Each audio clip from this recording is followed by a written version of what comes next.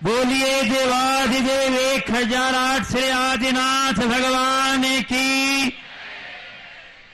बोलिए प्रातः स्मरणीय संत शिरोमणि आचार्य गुरुवर विद्यासागर जी मुनि महाराज की। बोलिए गुणायतन प्रणेता प्रखर वक्ता मुनि श्री प्रमाण सागर जी मुनि महाराज की। बोलिए परम पूज्य 108 मुनिवर श्री विराट सागर जी मुनि महाराज की।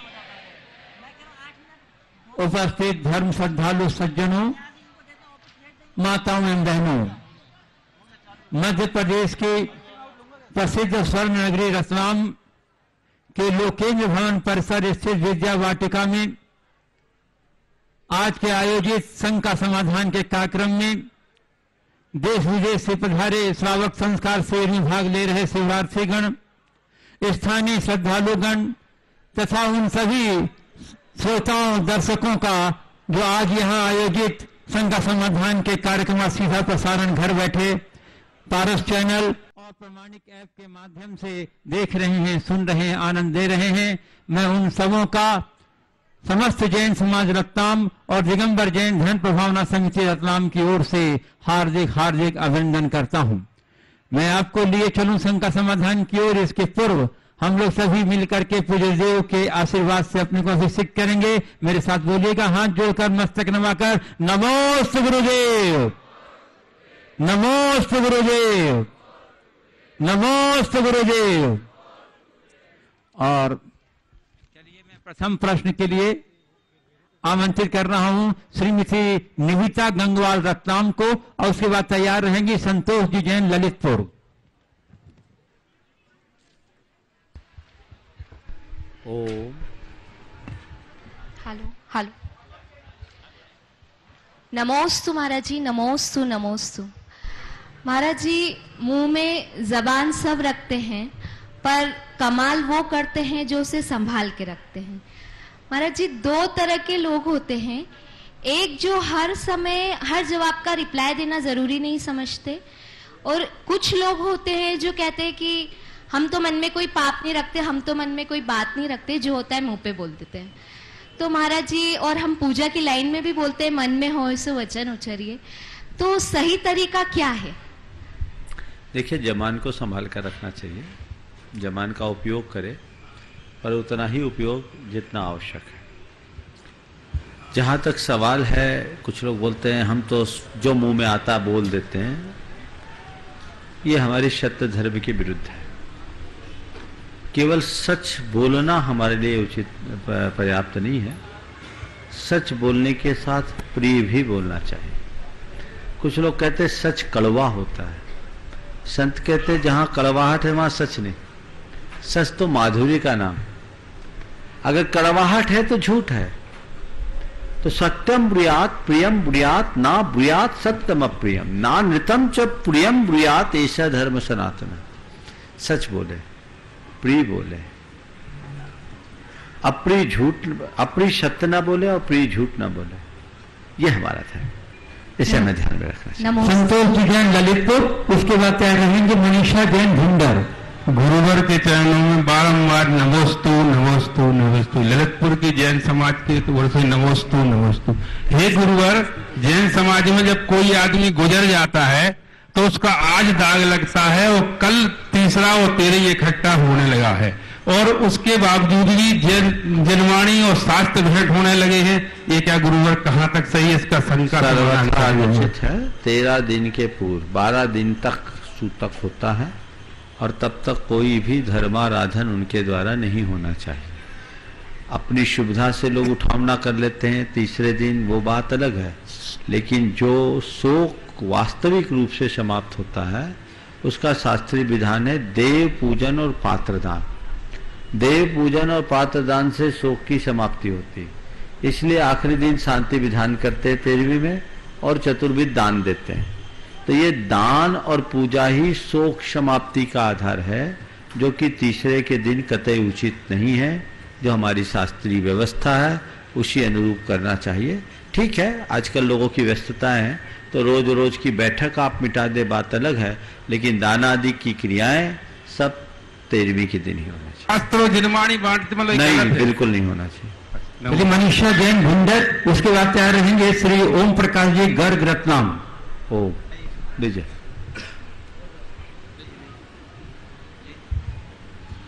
नमस्ते गुरुवर। रानापुर दिगंबर जैन समाज रानापुर की ओर से गुरुदेव के चरणों में सत्संग नमन। गुरुदेव, गुरुदेव मेरी जिज्ञासा है, कुछ लोगों का कहना है कि धार्मिक आयोजन सादगी से करना चाहिए क्योंकि धर्म हमें सादगी से जीने की शिक्षा देता है, इसलिए बड़े बड़े पंडाल, सजावट, बिजली सजावट, गाजा बाजा आदि आडंबरों का प्रयोग नहीं करना चाहिए। तो मेरी जिज्ञासा यह है कि क्या धार्मिक आयोजन को भव्य स्वरूप देना आडंबर है? गुरुदेव नमस्ते। जिनके दिमाग में आडंबर भरा रहता है वो ऐसा प्रश्न करते हैं। देखिए, जिनने भी ये प्रश्न उठाया उनको समझना चाहिए, आज इतना बड़ा आयोजन हो रहा है तो जितना बड़ा आयोजन है उतना बड़ा पंडाल तो बनाना ही पड़ेगा ना, कि आप 10 दिन के लिए धूप में बैठ के तपस्या करोगे। ये सब चीजें ठीक नहीं है और लोग अपने दिमाग का दुरुपयोग करते हैं, अनावश्यक रूप से बातें फैलाते हैं। हाँ, अनावश्यक तामझाम किसी चीज में नहीं होना चाहिए, फिजूल खर्च नहीं होना चाहिए, लेकिन जो आधारभूत आवश्यकता है वो तो चाहिए ना। आज हजारों आदमी एक साथ बैठ करके धर्म ध्यान कर रहे हैं, अगर यहाँ धार्मिक आयोजन नहीं हुआ होता तो क्या वो करते होते? कितने लोगों को प्रेरणा मिलती है, कितने लोगों का जीवन बदलता है।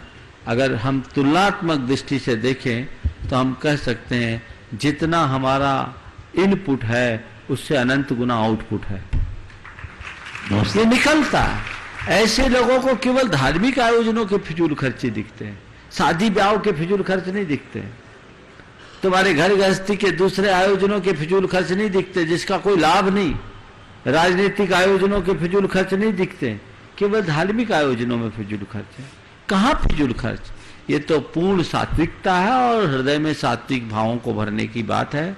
वस्तुतः आयोजन और उत्सव हमारी मन को वापस ऊर्जान्वित करते हैं, रिचार्ज करते हैं, इसलिए समय समय पर वो होते ही रहना चाहिए। मनीषा जैन भुंडर, उसके बाद तैयार रहेंगे आशा लोहारिया कोलकाता। नमस्ते गुरुवर। मेरी जिज्ञासा ये है गुरुवर कि त्याग करना, किसी भी चीज का त्याग करना तब कहलाता है, जैसे हम कोई उपवास करते हैं तो हम किसी भी चीज, चारों प्रकार के आहारों का हमारा त्याग होता है, तब हमें किसी चीज को खाने की इच्छा हो जाती है, तब हम वो नहीं खाते हैं तो वो त्याग कहलाता है हमारा तब। लेकिन दूसरी तरफ ये भी कहा जाता है कि कृतकार्य अनुमोदना, जो दौड़ के आई, हाँ बोलो, आराम से सांस ले लो। हाँ, कहना, करना, किसी चीज को खाना या खाने का भाव करना, बात बराबर है। देखिए, बात सही है। जब हम कोई चीज त्यागते हैं तो हमारे मन से भी दूर होना चाहिए। उपवास किया, एक तपस्या है, इच्छा के निरोध को तप कहते हैं। तो केवल भोजन को छोड़ने का नाम उपवास नहीं है, भोजन की इच्छा से ऊपर उठने का नाम उपवास है। सच्चा उपवास वो है। तो हमने उपवास कर लिया, अब हमारे अंदर भोजन की इच्छा भी नहीं है, लेकिन उपवास करके मन में यदि इस तरह के बात आ रहे हैं तो ये अतिचार है। क्या है? अतिचार है। अब ऐसे व्यक्ति को ये कोई सीख दे दे कि भैया अरे तुमने उपवास किया, तुम्हारे खाने में मन चला गया, अब मन तो चला ही गया, सो खा ही लो, ऐसी सीख मत देना। अतिचार आंशिक रूप से प्रतिज्ञा का खंडन है, पूर्ण खंडन नहीं। न करने की अपेक्षा कुछ तो है, धीरे धीरे अभ्यास बनेगा, मन को साध लेगा, वो भी आगे बढ़ जाएगा, तो अतिचार से भी ऊपर उठ जाएगा।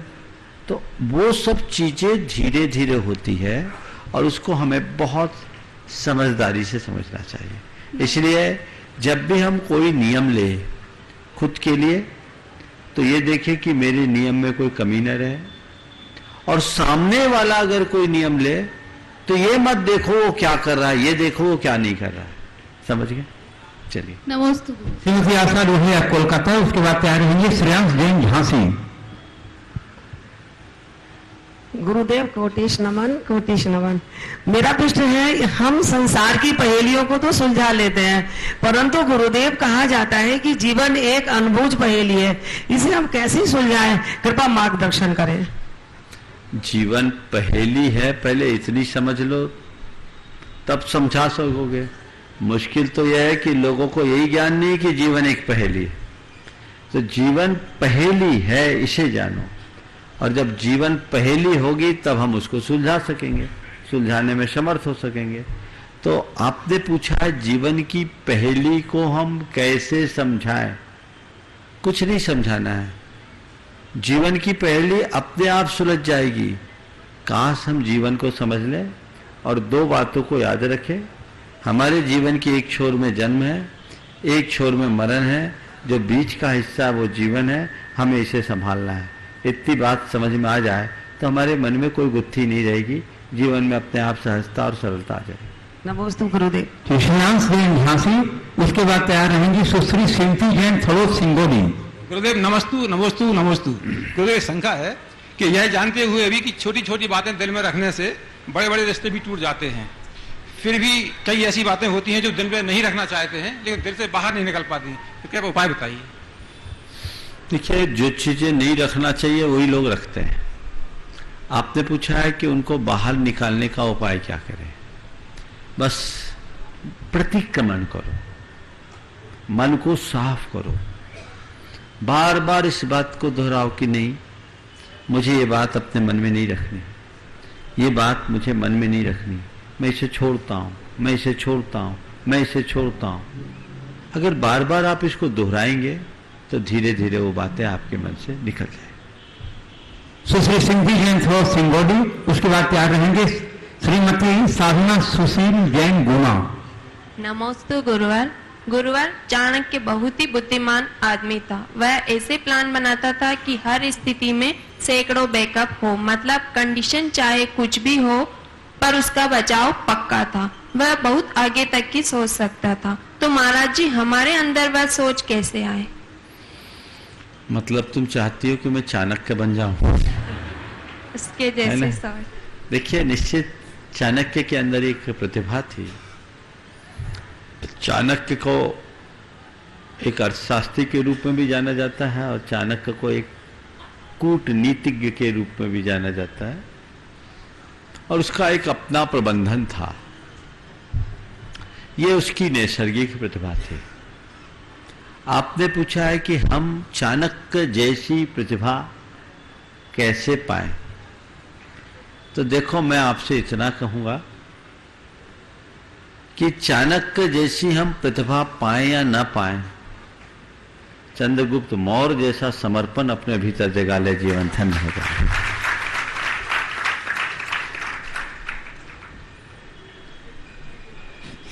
तो नमस्ते गुरुवार। ना, हाँ बोलिए। श्री साधना सुशील जैन गुना, उसके बाद तैयार रहेंगे डॉक्टर राजेंद्र जैन सिंगाबाद। नमस्ते गुरुवार। दुनिया में, स्वर्ग में सब कुछ है लेकिन मौत नहीं, दुनिया में सब कुछ है लेकिन सुकून नहीं, जिनवाणी में सब कुछ है लेकिन झूठ नहीं, लेकिन आज के इंसान के पास सब कुछ है लेकिन उसे सब्र क्यों नहीं? ऐसा क्यों महाराज श्री? सबसे पहली लाइन क्या बोली थी आपने? स्वर्ग में सब कुछ है लेकिन मौत नहीं। अच्छा, पहली बात तो इसको सुधार लो जी। मौत तो स्वर्ग में भी है, अछूता कोई नहीं है। देवों को हम अमर कहते हैं, पर इसका मतलब ये नहीं कि वो नहीं मरते, थोड़ा देर से मरते हैं, पर मरने वाले तो वो सब कुछ है। आपने पूछा है मनुष्य के पास सब कुछ है पर शब्द नहीं, ये बहुत महत्वपूर्ण बात है। और मनुष्य के पास शब्द केवल इसलिए नहीं है क्योंकि उसको ये पता नहीं कि मेरे पास सब कुछ है। जिस दिन मनुष्य को ये एहसास होने लगेगा कि मेरे पास जो है वो सब कुछ है, तो शब्द अपने आप हो जाएगा।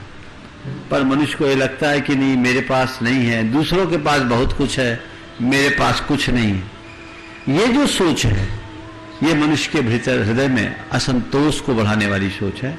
इसे हम जैसे जैसे कम करेंगे, अपने भीतर शब्द को वैसे ही बढ़ा पाएंगे। डॉक्टर राजेंद्र जैन होशंगाबाद, उसके बाद तैयार रहेंगे श्रीमती प्रवीणा दिनेश कुमार नीमच।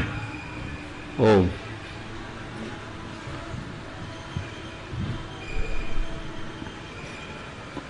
नमोस्तु गुरुवार, नमोस्तु गुरुवार, नमोस्तु। कर्म के पास ना कागज है ना किताब है, फिर भी सारे जगत का हिसाब कैसे होता है, इसका लेखा जोखा कैसे हो, इसका समाधान करिए। देखिए, कागज और किताब वाले या कलम वाले जो हिसाब किताब होते हैं ना, वो एक अलग सिस्टम से होता है। उसको बनाने वाला कुछ अपनी होशियारी भी लगा सकता है और बहुत कुछ उल्टा पुल्टा होता है, लेकिन कर्म का जो हिसाब किताब है वो ऑनलाइन। क्या बोला? ऑनलाइन, बहुत हाईटेक है, तो वहां कोई चांस नहीं है, समझ गए? तुरंत क्रेडिट होता है, तुरंत डेबिट होता है, एक सेकेंड का भी इधर से उधर नहीं हो सकता, समझ गए?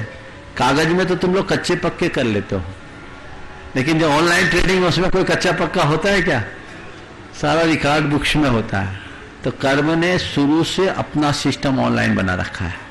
मुझे मालूम था कि मनुष्य कितना चतुर है, समझ गए? चलिए नमस्ते। श्रीमती कविना दिनेश कुमार नीमच, उसके बाद तैयार होंगे किशोर जैन भवानी मंडी। नमोस्तु गुरुवर, नमोस्तु गुरुवर। लोग किसी के बारे में अच्छा सुनने पर शक करते हैं और क्योंकि जल्दी यकीन भी क्यों जल्दी उस पर यकीन नहीं करते हैं? अच्छा सुनते हैं पर जल्दी यकीन नहीं करते, अच्छाई पर लेकिन बुरा सुनने पर तुरंत यकीन कर लेते हैं, ऐसा क्यों? अच्छाई पर जल्दी विश्वास क्यों नहीं होता और बुराई पर जल्दी भरोसा कैसे होता? वस्तुतः मनोविज्ञान की दृष्टि से अगर विचार किया जाए तो मनुष्य जैसा खुद होता है औरों को वैसा ही देखता है। तो चूंकि वो खुद में बुरा, बुराइयां उसके अंदर भरी है, तो उसे सब बुरे दिखते हैं। उसके लिए जब किसी की अच्छाई की बात की जाती है तो उसको हजम नहीं होती जल्दी से कि ये कैसे होगा, ये कैसे होगा, ये कैसे होगा। वो दुविधा उसे बहुत हिला डालती है। और बुराई भरी है तो हाँ ऐसा तो हो सकता है क्योंकि मेरे अंदर भी है। तो जब तक मनुष्य अपने अंदर अच्छाइयां नहीं भरेगा औरों की अच्छाइयां देखने में समर्थ नहीं हो सके। नमस्ते। किशोर जैन भवानी मंडी, उसके बाद तैयार रहेंगी अनिता राव का धार।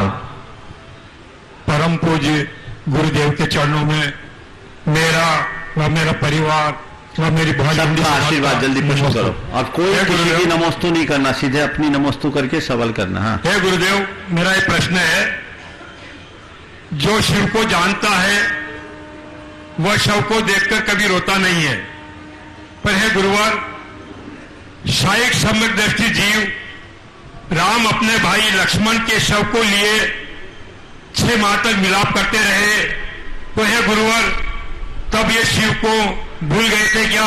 कृपया समाधान दीजिए। रामचंद्र जी के मन में भेद विज्ञान पूरा था, वो आत्मा और शरीर के संबंध को अच्छी तरह से जानते थे।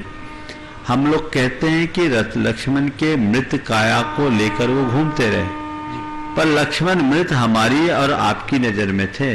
रामचंद्र जी की नजर में तो वो लक्ष्मण अभी सो रहे थे, मूर्छित थे, अचेत थे।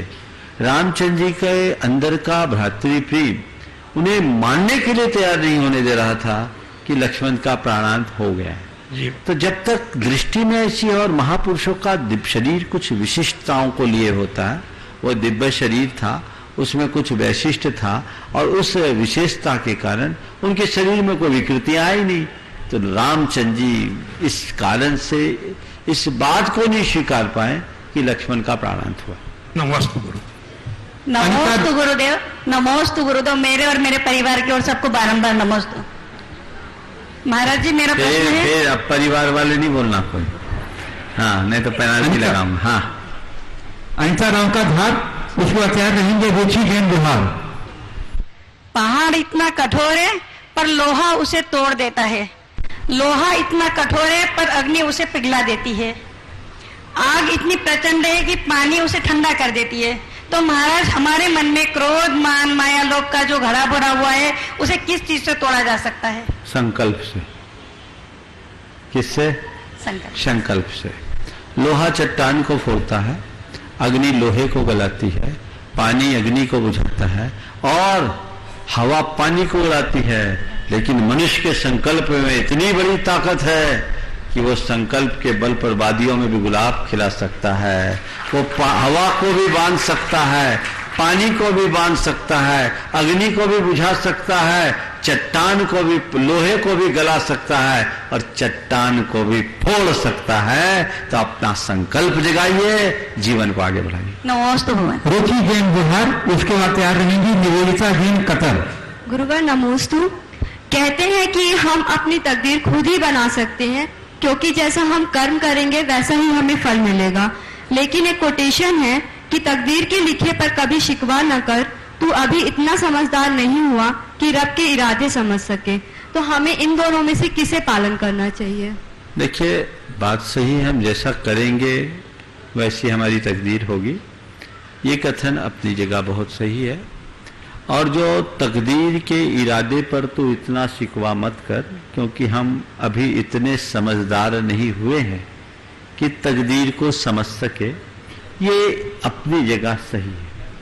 कब? दोनों को अलग अलग संदर्भ में देखो। जब हमारे मन में कुछ अच्छा करने की लगन उत्पन्न हो या करने का लक्ष्य हो, उस घड़ी हम तकदीर के भरोसे न बैठे।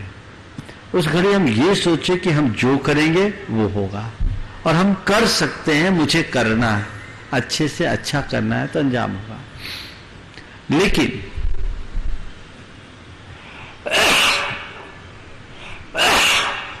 कभी भाग्य साथ न दे, बार बार विफलताओं का सामना करना पड़े, पर्याप्त पुरुषार्थ करने के बाद भी अनुकूल परिणाम न हो और मन हताश होने लगे, तब उस समय कहें कि तकदीर के ऊपर तो इतना शिकवा न कर, क्योंकि तेरे अंदर इतनी समझदारी नहीं आई कि तू तकदीर को पढ़ सके, समझ सके। दोनों बातें अपनी अपनी जगह सही है और दोनों को अलग अलग संदर्भ में स्वीकारना चाहिए। कतर और उसके बाद तैयार रहेंगे जैन जगत के प्रख्यात विद्वान पंडित निहाल चंद जी वीणा। नमस्ते गुरुदेव। अनंत देव किसको कहते हैं? क्या वर्तमान में वो इस लोक में विराजमान हैं? पंच परमेष्टि में अनंत देव को पहले क्यों नमस्कार करते हैं, जबकि सिद्ध उनसे पदवी में ऊंचे होते हैं? देखिए, अरिहंत क्या है? जिन्होंने अपने शत्रुओं का, अरि का हनन कर दिया, उसका नाम अरिहंत। और अरि है हमारे कर्म, 4 घातिया कर्मों का क्षय करने वाले अरिहंत परमात्मा होते हैं, जिन्हें हम तीर्थंकर कहते हैं, परमात्मा कहते हैं, केवली कहते हैं, अरिहंत। तो वे आत्मज्ञान संपन्न, केवल ज्ञान संपन्न अरिहंत होते हैं। वर्तमान में इस धरा पर वे नहीं, विदेह क्षेत्र में वो विद्यमान है। अरिहंत का स्थान सिद्धों से नीचा सही है, लेकिन फिर भी हम अरिहंतों को इसलिए पहले स्थान देते हैं क्योंकि अरिहंतों ने ही हमें सिद्धों का पता दिखाया है। अरिहंत और सिद्ध में केवल सशरीरी और शरीरी होने का अंतर है। यदि अरिहंत नहीं होते तो हम सिद्धों का पता कैसे लगा पाते? इसलिए जो हमारे यहाँ कहा जाता है, गुरु गोविंद दोनों खड़े काके लागे पाए, बलिहारी गुरु आपकी गोविंद देव बनाए, की उक्ति के अनुसार हमें अरिहंत को गुरु मानकर, परम गुरु मान करके पहले प्रणाम करना चाहिए, और हम लोग करते हैं। पंडित निहाल चंद जी वीणा और उसके बाद तैयार रहेंगे योगाचार्य संजय जोशी प्रतापपुर। हे तपस्वी, मनस्वी, तेजस्वी, यशस्वी मुनिवर श्री प्रमाण सागर जी महाराज के चरणों में सविनय नमोस्तु। महाराज, ऑनलाइन एक प्रश्न आया है, मेरा प्रश्न नहीं है। भारतीय वायुसेना बेंगलोर में पदस्थ विंग कमांडर निमिष जैन ने परम पूज्य मुनिवर श्री को त्रिवार नमोस्तु कहकर अपनी शंका जिज्ञासा भेजी है। मुनिवर श्री, मेट्रो सिटीज में एयरफोर्स कॉलोनी या मिलिट्री छावनी से जैन मंदिर 20 से 30 किलोमीटर दूर होते हैं, जिससे प्रतिदिन जिन देव दर्शन करना संभव नहीं हो पाता। हम सभी जैन ऑफिसर्स को राष्ट्र धर्म का पालन करते हुए बिना देव दर्शन के रहना पड़ता है। व्रतों के दिनों में भी व्रत नहीं जा पा रहे हैं। हम क्या करें कि हमारे धर्म का पालन होता रहे, क्योंकि सुबह से ही हम लोगों को 8 घंटे की ड्यूटी पर जाना पड़ता है। सभी जैन ऑफिसर्स आपका मार्गदर्शन चाह रहे हैं। देखिए, मध्य प्रदेश शासन ने आज से लगभग 45 वर्ष पूर्व एक अधिसूचना जारी की थी कि पर्यूषण के दिनों में जैन अधिकारी अपने कार्यालय में 12 बजे तक आ सकते हैं। ये मध्य प्रदेश सरकार का नोटिफिकेशन है, गजट नोटिफिकेशन है, सरकार के द्वारा अधिसूचित संदेश है। आप भी एक शासकीय सेवा में रहें और आपने इसका उपयोग किया है, तो हमें चाहिए ऐसे अधिकारियों को कि अपने अपने विभाग से इस बात के लिए पहले से निवेदन करें कि हमारा ये 10 दिवसीय विशेष आयोजन है, हमें इसमें कुछ सहूलियत दी जाए। हमारे धार्मिक कार्यों के अनुपालन के लिए, हमारे पूजा पाठ के लिए कुछ समय हमको दिया जाए और हम उसको आगे बढ़ करके कर सके। हमारे लिए कुछ ऐसा कर दिया जाए कि हम जो सुबह 9 बजे ऑफिस आते हैं उसकी जगह हमें 12 बजे आने के लिए दे दिया जाए, और हम जो शाम को 4 बजे लौटते हैं, 5 बजे लौटते हैं, उसकी जगह हम शाम को टाइम खींच लें। लेकिन हमारा समय हमें ऐसा अनुकूल मिले जिससे हम अपने धार्मिक क्रियाओं को कर सके। मुझे लगता है कि देश भर के सभी शासकीय कर्मी यदि तत्परता से इस तरह का प्रयास करेंगे तो सरकारें जरूर उनकी सुनेगी, और उसके लिए मध्य प्रदेश का हवाला भी दिया जाता है। फिलहाल तो इतना ही करे कि मन से जितना कर सके करे, थोड़ा और जल्दी उठने का अभ्यास कर ले। 8 बजे से पहले तो ड्यूटी शुरू नहीं होती होगी। 30 किलोमीटर में 3 घंटे, अब कुछ न कुछ तो करना ही चाहिए। जितना बने, लोग तो छुट्टियां भी ले लेते हैं, कुछ है कोई रास्ता निकालने का प्रयास करना चाहिए। योगाचार्य संजय देशवी परतापुर, हाँ इधर है, और उसके बाद तैयार रहेंगे प्रकाश संजय पाटनी अजमेर। बोलिए बोलिए, चालू चालू है, बोलिए। नमस्ते गुरुदेव, नमस्ते गुरुदेव, नमस्ते गुरुदेव। गुरुदेव, मेरी शंका थी कि व्यक्ति सावक वर्ग है जो पर्यूषण पर्व अपने गांव में करना चाहिए, पीठों पे करना चाहिए या संस्कार शिविर करना चाहिए, लेकिन इस शंका का समाधान आज प्रातःकाल इस संस्कार शिविर को देखकर हुआ कि जहां एक नियम को लेने के लिए कई बार किसी व्यक्ति को आग्रह करना पड़ता है। हजारों की संख्या में लोगों ने 4 प्रकार के आहारों का रात में त्याग किया। तो वास्तव में ये संस्कार शिविर ही मुझे लगा कि वास्तव में पर्यूषण पर्व में महत्वपूर्ण होता है। मेरी दूसरी शंका यह है गुरुदेव कि व्यक्ति जब जीवित होता है उसमें आत्मा होती है तो वो पानी में डूब जाता है, और जब उसकी मृत्यु हो जाती है, आत्मा निकल जाती है, तो पानी पे तैरता है। इसका क्या कारण है? जीवित व्यक्ति पानी में डूबता है और मृत आत्मा पानी में तैरता है। इसका कारण अनेक हो सकते हैं, लेकिन एक वैज्ञानिक कारण पहले मैं देता हूं। हमारे यहां कहा जाता है जब किसी वस्तु में भार हो तो नीचे गिरता, भार खत्म हो तो व्यक्ति कोई भी वस्तु तैरने लगती है, ग्रेविटी फोर्स से अलग हो जाती है। मनुष्य के जब तक प्राण है तब तक उसके साथ पाप का भार है।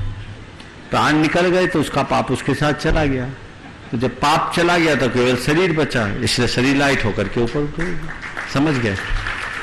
शरीर जो पापी था वो चला गया, इसलिए वो डूबने से बच गया और शरीर तैर रहा है। एक कारण ये, और दूसरा कारण ये है कि मुर्दा पानी में डूबता नहीं, तैरता है, केवल इसलिए कि लोग देख के समझ सके, देखो सब छोड़कर यहीं जहां के तहां धरा रह गया, कुछ भी साथ ले जा नहीं सका, चेत जाओ चेत जाओ चेत जाओ। चलिए, श्री प्रकाश सिंह जी पाटनी अजमेर, उसके बाद तैयार रहेंगे आदिश जी भोपाल। नमस्ते गुरुदेव। महाराज जी, बहुत छोटी सी शंका है, बहुत छोटी सी शंका है महाराज जी। महत्वाकांक्षा का अंत कैसा होता है? महत्वाकांक्षा का अंत हमेशा बुरा। देखिए, महत्वाकांक्षा भी 2 प्रकार की होती है। महत्वाकांक्षा को मैं हमेशा बुरा नहीं कहता, लेकिन कुंठित महत्वाकांक्षा हमेशा बुरी होती है। एक महत्वाकांक्षा व्यक्ति को आगे बढ़ाने के लिए उत्प्रेरित करती है, और एक महत्वाकांक्षा व्यक्ति को सबके सिर पर बैठने की भावना जगा देती है। संत कहते हैं महान बनने की कोशिश करो, महत्ता पाने की नहीं। अपने जीवन को आगे बढ़ाने की भावना एक अच्छी प्रेरणा है, लेकिन मैं ही आगे रहूं ये भावना एक दुर्बलता है। हम अपने आप को आगे बढ़ाएं और आगे बढ़ाने का निरंतर प्रयास करते रहे, जिससे हम अपने जीवन के पथ को प्रशस्त करें। अति महत्वाकांक्षा फिर व्यक्ति को बड़ी संकीर्ण बना देती है, और ऐसे व्यक्ति के अंदर दर्प, दंभ और अभिमान बहुत तेजी से उभरने लगता है, जो उसके आत्मगुणों को खंडित करने लगते हैं और उसका चित्त विकृत होता है। नमस्ते महाराज जी। श्री आदेश जी जैन भोपाल, उसके बाद तैयार रहेंगे पंकज जी बिलाला रतलाम। गुरुदेव के चरणों में नमोस्तु नमोस्तु नमोस्तु। गुरुवर, आज के समय में दिखावे के लिए लोग विदेशों की चीजों का उपयोग कर रहे हैं और बहुतायत में बढ़ रहा है, और वही दोष आज हमें अपने मंदिरों में देखने को मिल रहा है, क्योंकि आज जो मूर्तियों का निर्माण हो रहा है, जिसको बताते हैं शायद बेल्जियम से आ रहा है मार्बल, जिसकी ड्यूरेबिलिटी कम है, खूबसूरती ज्यादा है, तो क्या ऐसा है, कोई भी बात बिना पुख्ता आधार के नहीं बोलना चाहिए। आपने मार्बल के विषय में कह दिया बेल्जियम से आ रहा है और उसमें खूबसूरती ज्यादा है लेकिन ड्यूरेबिलिटी कम है, ये बात आपने पूरी जानकारी के आधार पर नहीं कहा। सबसे पहली बात तो वर्तमान में कोई भी मार्बल बेल्जियम से नहीं आ रहा, वियतनाम से आता है और इसकी लेबोरेटरी से पूरी रिपोर्ट ले ली गई है, खूब अच्छे से बारीकी से जांच पड़ताल कर ली गई है और उसके बाद ही इस पत्थर को मूर्ति के लिए बनाया गया है। इसलिए हम बिना आधार के इस मंच से कोई बात न कहें। इस विषय में हमारी अशोक जी से भी चर्चा हुई थी। पहले यह था कि पिन होल होने की संभावना इसमें होती, लेकिन इसमें जो फाइन ग्रेन का पत्थर है उसमें कोई पिन होल होने के कोई चांस नहीं है, इसलिए मूर्तियां बन रही है और ये हजारों वर्षों के लिए सुरक्षित रहेगी, इसमें कोई सोचने की बात नहीं है। ये पत्थर निर्दोष है, इसमें कोई दाग नहीं है। वर्तमान में भारत में बड़े पत्थर नहीं मिलते, इसलिए अल्टरनेट न होने के कारण उन्हें मंगाया जाता है और इन बातों को इस तरीके से उठाना उचित नहीं। नमस्कार। श्री पंकज जी गिराना रत्नाम, उसके बाद तैयार होंगे NM जैन छावड़ा जयपुर। नमस्ते गुरुवर। गुरुवर, छोटी सोच शंकाओं को जन्म देती है और बड़ी सोच समाधान को। ये छोटी सोच के कारण हम हमेशा शंकाओं में घिरे रहते हैं और आपकी व्यापक सोच के कारण आपने लाखों शंकाओं का समाधान किया। मेरा प्रश्न यह है गुरुदेव कि हम कैसे अपनी सोच को इतना व्यापक कर ले कि कम से कम स्वयं की शंकाओं का समाधान तो कर सके। कुछ मत करो, सोच को बड़ी बनाने का एक छोटा सा सूत्र देता हूं। सोच में थोड़ा लोच लिया। क्या कह रहा हूं? सोच में लोच, और लोच आने पर क्या होता है उसको हम खींच के बड़ी कर सकते हैं। अभी लोगों की सोच में लोच नहीं है तो सोच का आग्रह बन गया है, तो आगे नहीं बढ़ पाते। हम थोड़ी सी लोच लेकर के आए, जीवन को बहुत आगे बढ़ा सकते हैं, बढ़ सकते हैं और जीवन को सफलीभूत कर सकते हैं। आगे श्री अनिल जैन छावड़ा जयपुर, उसके बाद तैयार होंगे श्री जितेंद्र जी जैन सतना, जो पूज्यवर दक्षिण जी के 10 उपवास संपन्न कर रहे हैं। 16वां वर्ष है इनका, 19वां। वाह, सादर नमन। मनुष्य के अंतर्मन में आत्मशक्ति, स्मरण शक्ति, कल्पना शक्ति, संकल्प शक्ति, इच्छा शक्ति, संगठन शक्ति एवं व्यक्ति संगठन और विवेक शक्ति निवास करती है।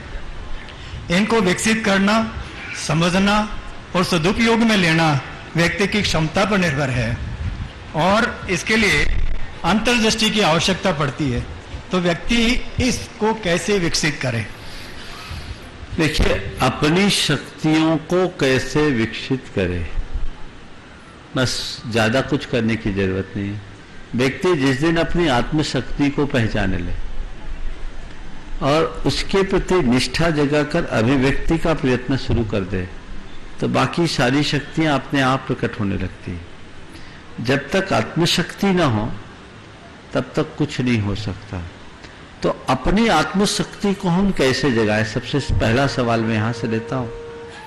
तो जिन्होंने अपनी आत्मशक्ति को पहचाना है और आत्मशक्ति के बल पर जो खुद आगे बढ़े, औरों को आगे बढ़ा रहे, हम उनकी शरण में जाएं, उनकी निकटता पाएं, उनसे प्रेरणा पाकर हम अपनी आत्मशक्ति को विकसित करने में समर्थ होंगे और धीरे धीरे हमारी अन्य शक्तियां भी विकसित होगी और हमारी आत्मा पूर्ण शक्तिमान हो जाएगी। नमस्ते महाराज। श्री जितेंद्र जी जैन सतना, और उसके बाद तैयार होंगे श्री मुकेश कीर्ति दिल्ली।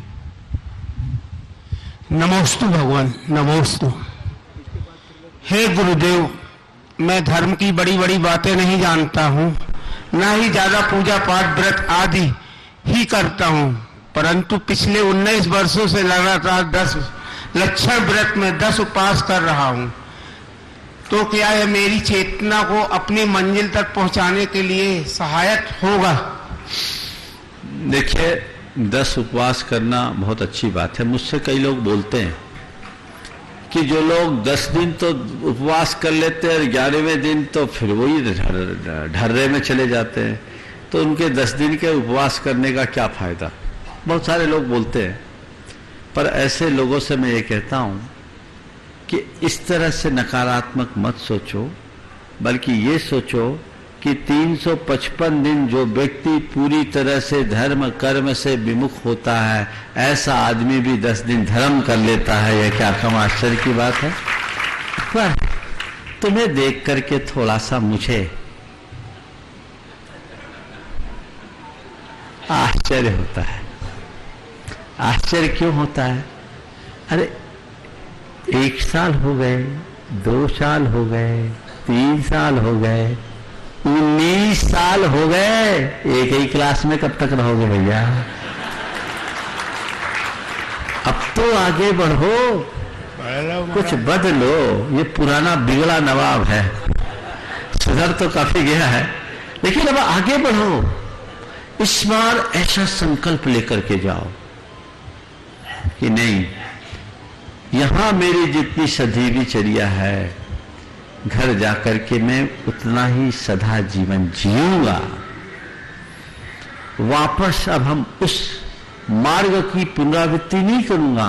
अब कुछ हटके गुरुओं की शरण पाकर, सानिध्य पाकर, इतना बड़ा तप त्याग करके, श्रद्धा भक्ति ना हो तो नहीं कर सकता इंसान, सब कुछ करके अगर आगे नहीं बढ़ो तो मजा नहीं है। जो कर रहे हो वो अच्छा है, पर पर्याप्त नहीं है। और अच्छा करो, और अच्छा करो, और अच्छा करो। आज देखो, मैंने थोड़ा सा कहा तपस्वी बनने की बात, मुझे भी बड़ा अच्छा लगा।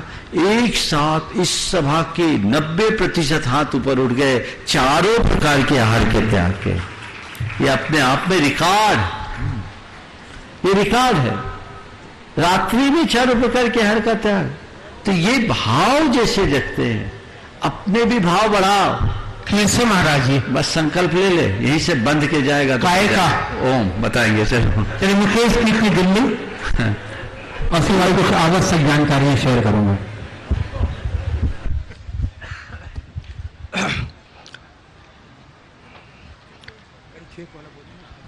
नमस्ते भगवान। गुरुवर अभिमन्यु ने तो गर्भ में चक्रव्यूह से बाहर निकलने का रास्ता, अभिमन्यु ने अपनी मां के गर्भ में चक्रव्यूह से बाहर निकलने का रास्ता नहीं छोड़ा और मृत्यु को प्राप्त हुआ। लेकिन संसारी जीव सब जानते हुए भी विवाह के चक्रव्यूह में फंसते हैं और अपना संसार बढ़ाकर मृत्यु को प्राप्त होते हैं। गुरुवर, इस चक्रव्यूह में फंसने के बाद अपने जीवन को किस तरीके से सार्थक करें और कैसे निकल पाए? समझ में आने लगा कि मैं चक्रव्यूह में फंसा हूं? हाँ बिल्कुल गुरुवर, आता है समझ में गुरुवर।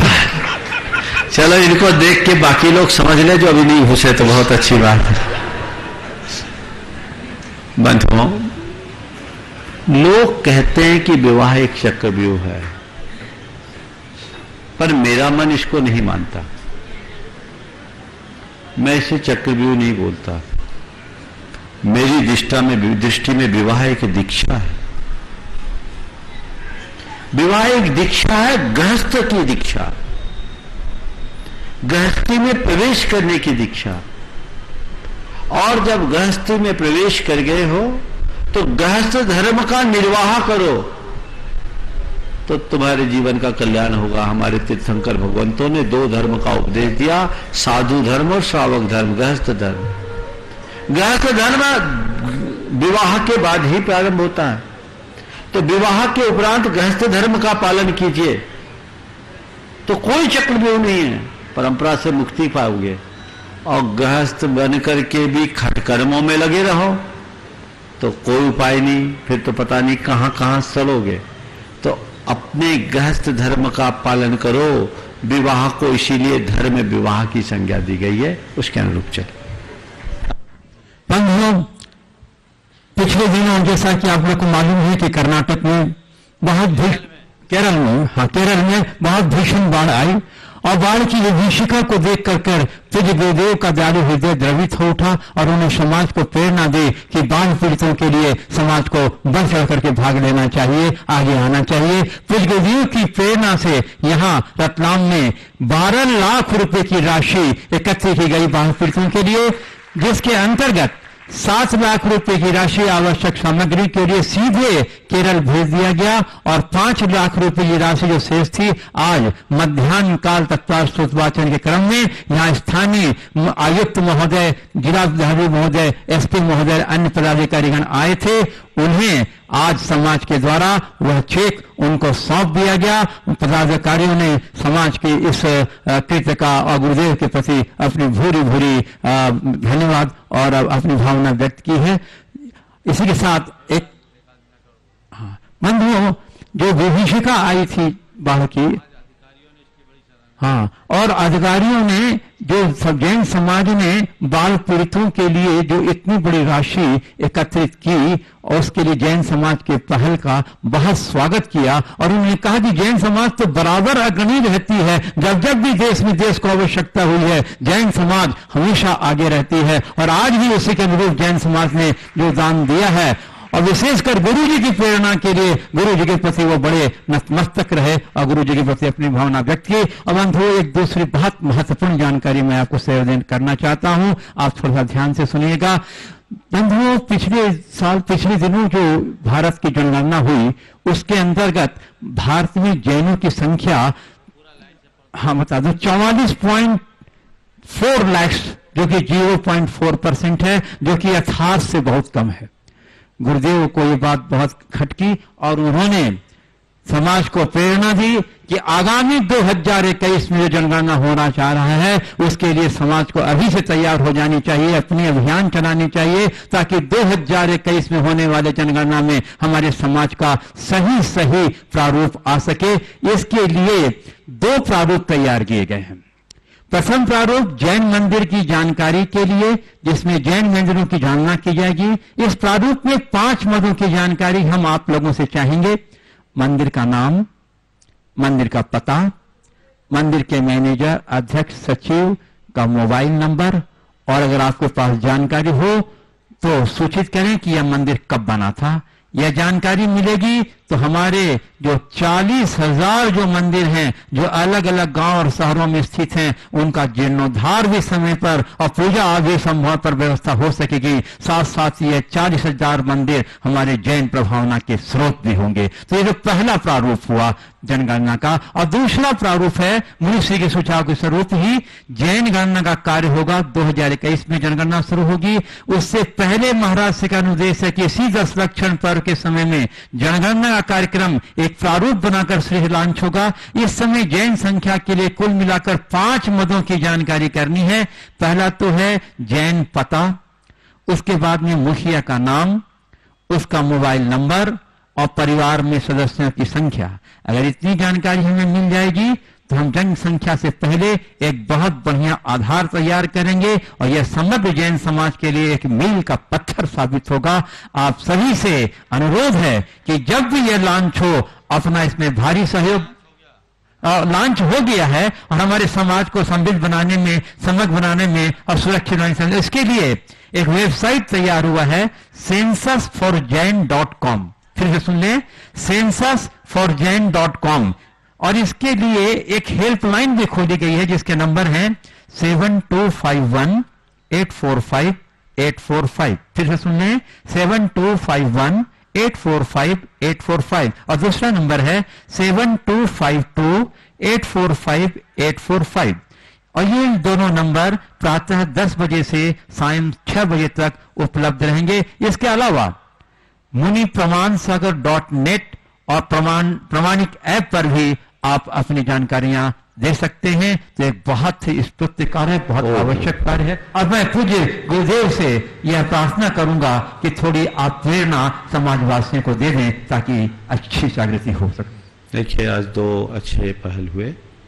विगत दिनों केरल के बाढ़ पीड़ितों के लिए एक भावना यहाँ प्रकट की गई थी और बड़ी प्रसन्नता का विषय है कि पूरे समाज ने बड़ी उदारता का परिचय देते हुए हाथों हाथ अपनी राशि दी और यहाँ की धर्म प्रभावना समिति ने भी उस राशि का पूरा सदुपयोग किया। राशि का एक बड़ा हिस्सा डायरेक्ट वहाँ उन पीड़ितों के लिए पहुँचाया गया और आज जैसा आप सबको बताया गया 5 लाख रुपए का चेक यहाँ के प्रशासनिक अधिकारियों को समर्पित किया गया। एक अच्छा कार्य आप सबके सहयोग से हुआ। दूसरी बात, जिस बात को आज यहाँ पर उठाया गया है, ये बहुत ही गंभीर, सामयिक और अहम कार्य है। हमें इसे बहुत तत्परता से निभाने की जरूरत है। हमारी समाज की वास्तविक जनगणना अभी नहीं है। मेरे संपर्क में जनगणना विभाग से जुड़े अनेक अधिकारी जुड़े रहे हैं और सुनील जी जो अपने इकोनॉमिक सेंसस के डायरेक्टर रहे, अभी अतिरिक्त महानिदेशक के पोस्ट पे है, अभी कुछ दिनों पहले आए भी थे। उन्होंने कई तरह के आइडियाज़ दिए कि इस तरीके से हम अपनी समाज की जनगणना कर सकते हैं। एक दूसरे अधिकारी भी है जिनका नाम मैं कुछ कारणों से नहीं ले रहा हूं, पर उन्होंने बताया कि हमने कुछ तहसीलों में अपने स्तर पर जनगणना कराई तो जो सेंसेक्स में जनगणना है उनकी तुलना में हमारी संख्या में और उसमें लगभग 30 से 50% तक का अंतर आया। तो ये बहुत बड़ा अंतर है। तो हमें वास्तविक आकलन करना है।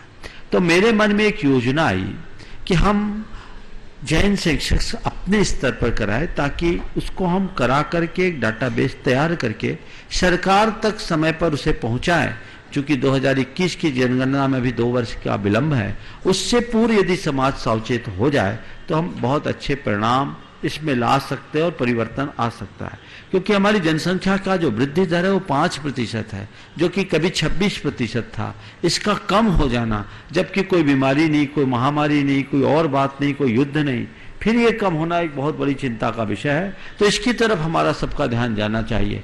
इसी उद्देश्य से 2 चरण में कार्य करने की मैंने सबको प्रेरणा दी और जो एक वेबसाइट उसके लिए डेवलप किया गया और प्रमाणिक ऐप और मणि प्रमाण सागर .net जैसे वेबसाइट तो है ही, sensex.jain.com .com की .net.com ये एक वेबसाइट है। आप उस वेबसाइट को विजिट करें।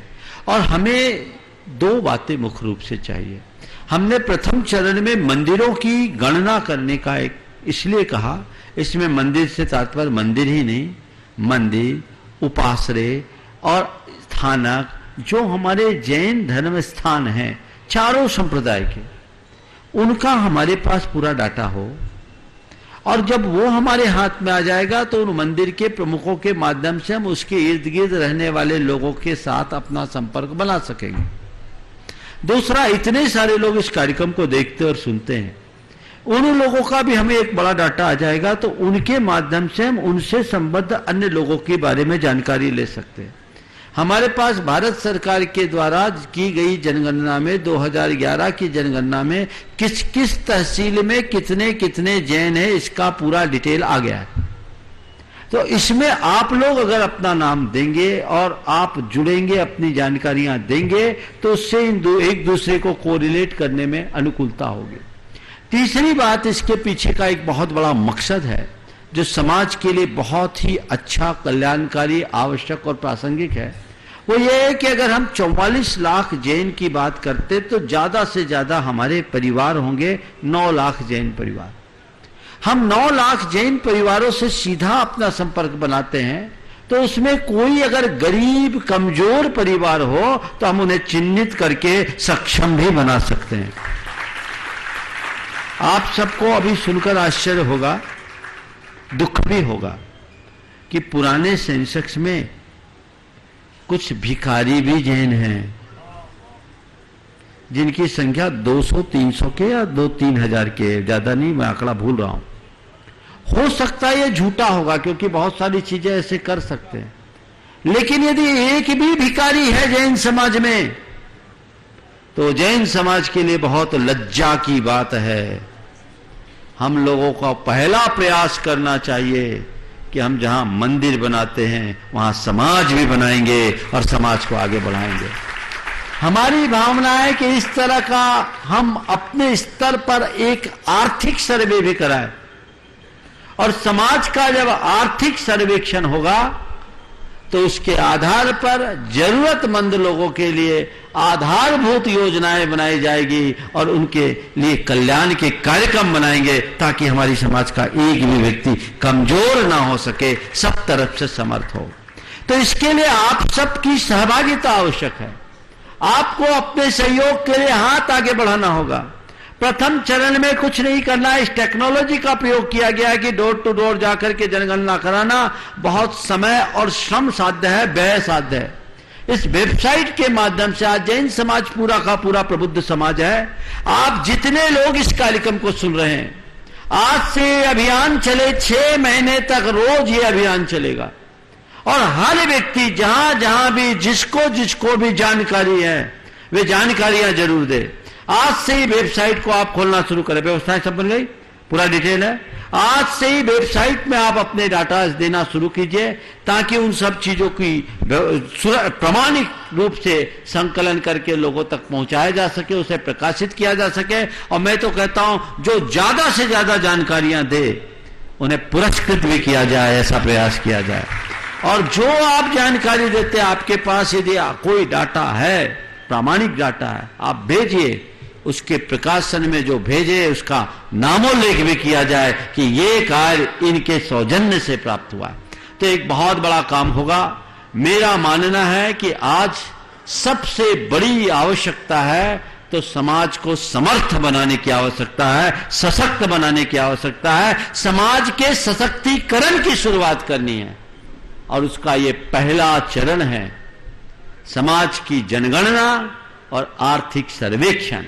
ये दोनों चीजें हैं। प्रथम चरण में जब आप लोग अपने जानकारियां उपलब्ध कराओगे तो उन जानकारियों के आधार पर आगे चल करके फिर इनका हम समाज का आर्थिक सर्वेक्षण करा सकेंगे। और मेरी सोच ये है कि हम 5 साल में ऐसी योजना बनाएं कि आने वाले 5 वर्षों में हमारी समाज का एक भी व्यक्ति अभावग्रस्त न हो सके, एक भी व्यक्ति गरीब न हो सके।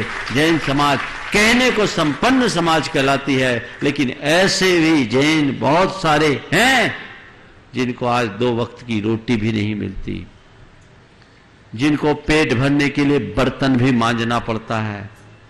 हमें चाहिए कि हम उनके लिए कुछ ठोस योजना बनाएं। हमने मंदिर खूब बनाए, मूर्तियां खूब बनाई, उनका अपना महत्व है, मैं उसका कहीं से विरोधी नहीं, आलोचना नहीं करता। लेकिन अगर जैनी नहीं बचेंगे तो इन मंदिर और मूर्तियों का क्या होगा। इसलिए समय आ गया है अब जैन बनाने का, जैन बचाने का। हमने धर्म बचाओ अभियान आंदोलन किया था, अब मैं कहता हूं धर्म बढ़ाओ अभियान चलाने की जरूरत है। और यह तभी होगा जब समाज का हर प्रकार से सशक्तिकरण होगा। सब मिलजुल करके समाज को सशक्त करने के लिए आगे आए। यहां जितने शिवरार्थी हैं ये एक संकल्प लेकर के जाए और यहां कार्यालय में जो धन प्रमाणना समिति का कार्यालय वहां अपना डिटेल दे और कहे कि मैं इस कार्य में आगे बढ़कर के काम करना चाहता हूं। आप जिस जिस जिले से संबद्ध है, जिस जिस गांव से संबद्ध है, आप अपना पूरा डिटेल दें ताकि जो इसके लिए समिति बनाई जाए उसमें आपको जोड़ करके आपके क्षेत्र की सारी जानकारियां ली जा सके, एक अच्छा नेटवर्क बनाया जाए और ये काम हो सके। ये बहुत आवश्यक काम है जो हमें वर्षों पहले कर लेना चाहिए, लेकिन हर कार्य का अपना समय आता है और जब समय आता है तभी वो कार्य हो पाता है। आज वो समय आया है, आप सबको इस कार्य के लिए आगे आना है। मेरे साथ बहुत सारे ऐसे अधिकारी जो इस तरह के कार्यों से जुड़े हुए हैं, पहले पदस्थ रहे, वर्तमान में भी पदस्थ है या कुछ रिटायर हो गए। वे बहुत पीड़ा के साथ चाहते हैं कि ऐसा कुछ कार्य हो, हम अपना ठीक आकलन करें, इसलिए आगे आइए। मैं युवा वर्ग से कहता हूं, युवा वर्ग इसमें आगे आए। हमारे समाज के युवाओं में बहुत अच्छा स्किल है, पढ़े लिखे हैं, क्षमताएं, संभावनाएं भी हैं। वो उन्हें विकसित करे, उन्हें अभिव्यक्त करे। ये एक सुअवसर है, इस अवसर का लाभ आप सबको उठाना है। तो इस पर्यूषण पर्व में आप लोग सब मंदिरों में आ रहे हैं, आज से ये व्यवस्था कीजिए। आपके गांव, शहर और आसपास में कितने मंदिर हैं, हम उन मंदिरों की जानकारी लें, उन मंदिरों की स्थितियां देखें। आज देश में ऐसे कई मंदिर हैं जहां पूजा करने की व्यवस्था नहीं है, जहां एक घर के भी जैन नहीं है। हमारी सोच ये भी है इसके साथ जुड़ी हुई कि इस सर्वेक्षण के बाद एक ऐसी कार्य योजना बनाई जाएगी जिससे हर मंदिर में जैन को बसाने का काम हो और वहां पूजा अर्चा हो सके। देश के कोने कोने का एक भी मंदिर ऐसा ना हो जो पुजारियों से सूना हो। मेरे मन में एक बहुत बड़ी योजना है, उसके विषय में समय पर बताया जाएगा, लेकिन आप सबसे केवल इतना कहना है, आप इस योजना को क्रियान्वित करने में अपना योगदान दीजिए, बढ़ चढ़ करके हिस्सा लीजिए। आज से सबको मैसेज देना शुरू कर दीजिए, एक अभियान छेड़ दीजिए, बच्चे बच्चे के जवान पे ये बात बिठा दीजिए कि हमें अपनी जनगणना करनी है, हमें अपने मंदिरों की गणना करनी है, हमें अपने धर्म स्थानों की गणना करनी है, हमें सही आकलन करना है, सारा डाटा तैयार करना है। ये प्रयास आप सबको करना है। जब धर्म बचाओ आंदोलन चला था तो 3 लाख फोन नंबर आए थे व्हाट्सएप में, मैंने आज तक उसका उपयोग नहीं कराया। 3 लाख लोगों ने अपने फोन नंबर उस समय उपलब्ध कराए थे। जितने लोग इस कार्यक्रम को सुन रहे हैं, बहुत सारे लोगों के फोन नंबर उसमें होंगे। अब ये फोन नंबर का उपयोग होगा 3 साल बाद, और आपके पास फोन आएगा। व्यवस्था ऐसी बनाई गई है, एक एक व्यक्ति के पास फोन से सूचना जाएगी। आपको केवल यह करना है कि प्रमाणिक जानकारी उन्हें उपलब्ध कराना है। तो एक बहुत बड़ा क्रांतिकारी कदम होगा। यह बहुत सामयिक पहल है, इसकी बहुत ज्यादा आवश्यकता है। इसलिए सब मिलकर के इसको आगे बढ़ाइए और अच्छा से पूरा कीजिए। ये किसी एक व्यक्ति का कार्य नहीं है, ये मत सोचना कि प्रमाण सागर जी का कार्य है। मैं तो इस मंच के माध्यम से बोल रहा हूं, मैं तो चाहता हूं मेरे स्वर समाज के हर व्यक्ति का स्वर हो, हर साधु का स्वर हो, हर संत का स्वर हो, सब ये बोलना शुरू करें। और आपके आसपास जो भी साधु महाराज हैं, आरिकाएं हैं, साध्वियां हैं, उनसे कहिए कि आप ये प्रेरणा दीजिए समाज को, ताकि समाज में जागरूकता आए और लोग एक प्रमाणिक दस्तावेज प्रस्तुत कर सके, हम समाज को ठीक तरीके से समझ सके और समाज का एक अच्छा स्वरूप निर्धारित कर सके, सुनिश्चित कर सके। यह प्रयास हमारा होना चाहिए। यदि ऐसा प्रयास होगा तो निश्चयतः उसके बहुत अच्छे परिणाम होंगे, मुझे पक्का विश्वास है। जैसे पिछले दिनों आप लोगों ने हर कार्य में बढ़ चढ़ करके हिस्सा लिया है, इस अभियान में भी आपकी पूर्ण सहभागिता होगी और अतिशीघ्र आने वाले 3 से 4 महीनों में हमारे पास वो सुपरिणाम आ जाएंगे, जिसके बदौलत समाज के बीच ये रखा जा सके कि जैन समाज की ये एक प्रारंभिक स्थिति है, ये प्राथमिक स्थिति है और इस पर इस तरह के काम करने की संभावनाएं हैं, जिस पर हमारे देश भर के विचारक बैठ करके ठोस निर्णय लेंगे, कार्य योजना बनाएंगे, एक ब्लूप्रिंट तैयार होगा और उस ब्लूप्रिंट के आधार पर हम अपने भविष्य की योजनाओं का खाका खींचेंगे, रूपरेखा तैयार करेंगे और समाज को आगे बढ़ाएंगे। इस भाव से जो अभी आपको बताया जा रहा है, वेबसाइट के नाम को आप ध्यान रखें, फोन नंबर जो आपको बताए जा रहे हैं वो भी देखें। आज के बाद कल से जिनवानी चैनल, पारस चैनल और महावीरा चैनल में इसका प्रोमो भी चलेगा, आपको दिन भर इसकी सूचनाएं मिलेगी। कार्यक्रम के टाइम में पट्टी में भी इसका डिटेल होगा और आप सबसे मैं कहता हूं हर माध्यम से इस बात को प्रचारित कीजिए। आज पूरे देश में चर्चा का विषय बन जाना चाहिए और एक जागरूकता का अभियान छेड़ना चाहिए। यदि ऐसा होगा तो बहुत अच्छा परिणाम निकलेगा। समय काफी हो गया है, इसलिए तो मैं आगे की सूचनाओं को देते हुए मैं आपको यहीं पर विराम दूंगा। वेबसाइट की पुनः जानकारी दे दूं, आप नोट कर लीजिए, censusforjain.com, censusforjain.com। और इसके लिए एक हेल्पलाइन खोली गई है जिसके 2 नंबर हैं। प्रथम नंबर है 7251845845, 7251845845 और दूसरा नंबर है 7252845845। यह नंबर, दोनों जो नंबर हैं, प्रातः 10 बजे से सायं 6 बजे तक उपलब्ध रहेंगे। इस अवधि में आप वेबसाइट खोल करके अपनी सारी जानकारियां दें। इसके अलावा मुनि प्रमाण सागर.net और प्रमाणिक ऐप पर भी ये आप जानकारी अपनी दे सकते हैं।